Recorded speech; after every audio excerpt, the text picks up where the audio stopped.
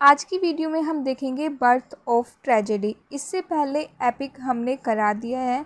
अगर वो आपने नहीं देखा है तो लिंक उसका मैंने डिस्क्रिप्शन बॉक्स में डाल दिया है, वहाँ पर जाकर आप आराम से देख सकते हैं। तो आज की अब वीडियो में देखेंगे बर्थ ऑफ ट्रेजेडी। ठीक है, इसमें मैं बता रही हूँ ये आपका सिर्फ शॉर्ट या वेरी शॉर्ट में ही आएगा, लॉन्ग में ये बिल्कुल भी नहीं आने का। बर्थ ऑफ ट्रेजेडी तो बिल्कुल भी नहीं आने की लॉन्ग में। एक बार को एपिक आ सकता है लॉन्ग में। तो एपिक का मैंने पूरा अच्छे से बता रखा है, उसके एग्जाम्पल कैरेक्टरिस्टिक्स पूरा बहुत अच्छे से समझा रखा है। वो अगर नहीं देखा है तो ज़रूर एक बार जाकर देखना।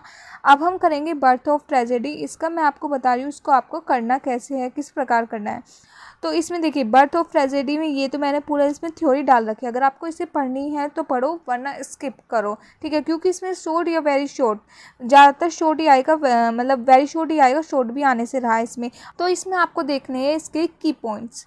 की पॉइंट्स में आपको देखने हैं आपका है टॉपिक बर्थ ऑफ ट्रेजेडी, यानी ट्रेजेडी का जन्म कब हुआ था। तो ट्रेजेडी का जन्म ग्रीस, एंशियंट ग्रीस में हुआ था। 6th century BC ancient Greece में हुआ था। इसका जन्म एक फेस्टिवल के जरिए हुआ था, जो था हमारा डायनोसिस, जो वाइन और फर्टिलिटी का देवता माना जाता है। उनके लिए चोरस एक सॉन्ग गा रहे थे, जिसे हम चोरस सॉन्ग भी बोलते हैं, जिसे हम डिथ्रैप्स भी बोलते हैं। मतलब चोरस सॉन्ग को डिथ्रैप, ये पढ़ लेना, प्रोनाउंस कर लेना, तो ये बोलते हैं। और ये एक रिलीजियस सॉन्ग होता था जो डिथ्रैस ये डायनोसिस के लिए गा रहे थे। तो उसमें से हुआ क्या था, जो चोरस था एक, वो बीच में मतलब बोल पड़ा था। ठीक है, वो उसने गाना गाने की बजाय वो सिर्फ बोल रहा था। तो इससे ही हमारा ड्रामे की शुरुआत हुई, फिर हमारी ट्रेजेडी की शुरुआत हुई। डायलॉग ट्रांसफर्ड, उसमें से एक चोरस ने बोलने लगा था गाना गाने के बजाय। तो उससे ही हमारा ड्रामा और फिर ट्रेजेडी की शुरुआत हुई थी। तो हमारे 3 इसमें प्रमुख ट्रेजेडियन हैं, जिसको आपको अच्छे से ख्याल में रखना है। वे कौन है हम बता देते हैं, कौन है वे।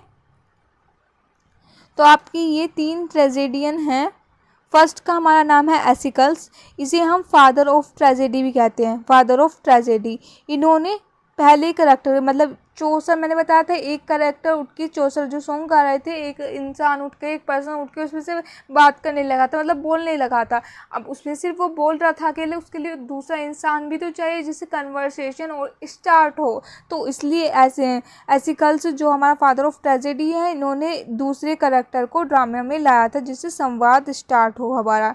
ठीक है, फिर आ जाता है सोफोकिल्स। सोफोकिल्स उसमें बाद में, एसिकल्स के बाद सोफोकिल्स का नाम आता है। इन्होंने थर्ड कैरेक्टर को इंट्रोड्यूस किया था ट्रेजेडी में, थर्ड कैरेक्टर को, जिससे और ज़्यादा संवाद बढ़े। फिर हमारा आया था यूरिपिडस। यूरिपिडस ने ट्रेजेडी में रिलीजियम लाए, फिलोसफिकल डेप्थ लाए, जिससे रिलीजियन मतलब जो ट्रेजेडी है और ज़्यादा पॉपुलर बने और ज़्यादा उसमें फीलिंग आए, रियलिटी की भावना आए। तो ये आपके 3 ट्रेजेडियन हैं, इनके आपके नाम अच्छे से ध्यान रखने हैं। फर्स्ट है हमारा एसिकल्स, सेकंड है हमारा सोफोकिल्स और थर्ड है हमारा यूरिपिडस। तो इन तीनों के नाम आपको अच्छे से याद रखने हैं।